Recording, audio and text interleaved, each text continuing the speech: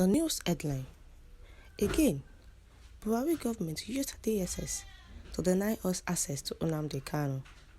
Lawyer says. Do welcome to today's news. Please listen to the details carefully. And don't forget to click on the subscribe button and the bell for more notifications. The news details. The Department of State Services, DSS, again allegedly denied counsels and family members of Nnamdi Kanu, leader of the indigenous people of Biafra, IPOB, from having access to him in detention.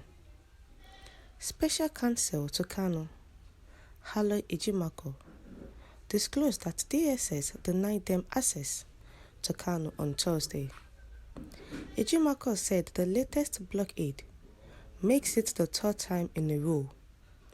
In a tweet, he said the secret police gave the same excuse they issued in the past. According to Ejimako, the Nigerian government used the DSS to prevent them from seeing Kanu in detention.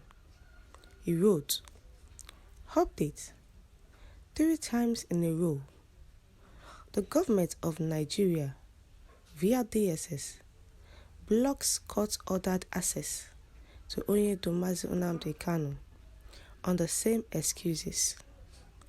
We were here in strength, my humble self, Ezekome, Ejiofor, and Prince Emmanuel. This crass tyranny will live in infamy and adding a lot of arts. A few days ago, Ejimako had claimed that DSS officials prevented them from having access to Kanu last week Tuesday and Monday. Ejimako said the secret police said the special squad meant to receive them was on an outside assignment.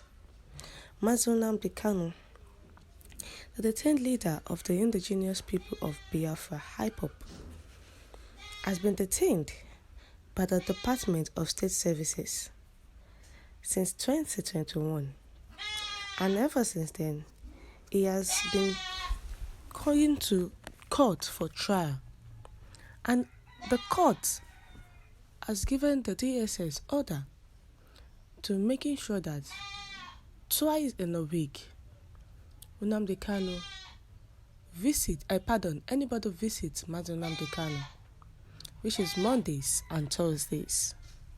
But when the lawyers and the family of Nnamdi Kanu went to meet him in the custody on the visiting day on Thursday, which is 17th of February, the DSS, the special squad, said the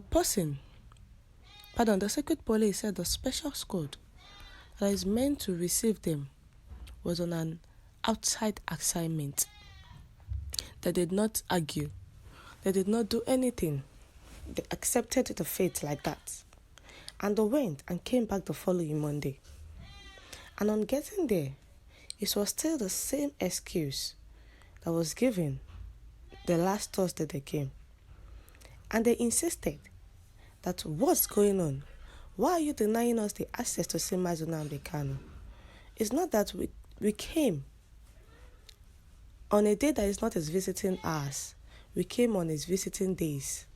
And now you're denying us access. The federal government, via the DSS, are always blocking us from seeing Nnamdi Kanu. And Ejiofor made it known that it is now the 3rd time in a row that those secret police will give the same excuse. This same secret police will block them from seeing Nnamdi Kanu. And the court had ordered access to Nnamdi Kanu on the same excuses, but yet the DSS still disobeyed the court order, and the courts could not do anything to DSS, meaning the DSS and the courts are working hand in hand over Nnamdi Kanu's case. The brother of Nnamdi Kanu cries out and says, he wants to know the reason why they were not allowed to see Nnamdi Kanu. Maybe he has been poisoned, or he has been killed, or something is wrong with Nnamdi Kanu. That is why they are preventing them from seeing him. They want to know the reason why, and they are not going to leave until they know the reason why. That's why they had to voice out that if anything happens to Nnamdi Kanu, the world, the Biafrans, should hold the DSS responsible because they don't know anything about it.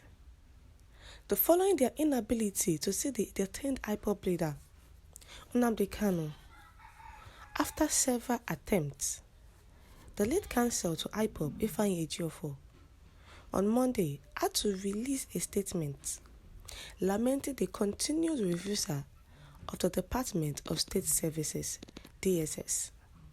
Consistent with our routine, we were at the DSS headquarters today to observe the court-ordered visit to our dear client, Nnamdi Kanu.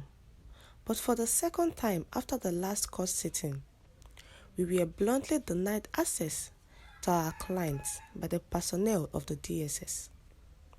This development is appalling and condemnable because there was no plausible reason or reasons proffered for this violent affront to a court order. Recall that the order made by His Lordship, Honorable Justice Binta Onyanko, guiding our routine visits to our client, Nnamdi Kanu, is unequivocal and clear that these visits should be conducted on Mondays and Thursdays between the hours of 2 p.m. and 4 p.m. During our visit to Onyedo last week Thursday, being the 17th day of February 2022, in observance of this court-sanctioned visit, the personnel of the DSS turned us back, insisting that the officials assigned to receive us were not available. The same fleeting reason was given on the 21st February 2022 for denying us access to Onyedo in deliberate and flagrant disobedience to court orders. With the foregoing, if the Chief Registrar of the Federal High Court Abuja fails and or refuses to endorse the relevant contempt forms filed against the Director General of the DSS for the gross disobedience to positive orders of court, as it has done in the past, then it will become obvious to the world that the Registrar of the Federal High Court Abuja is actively protecting the contempt. Orders of court must be obeyed to the letter and must not only be respected but must be treated with sanctity. Sadly, this has become a joke taken too far. Thank you for tuning in. Have a blessed day.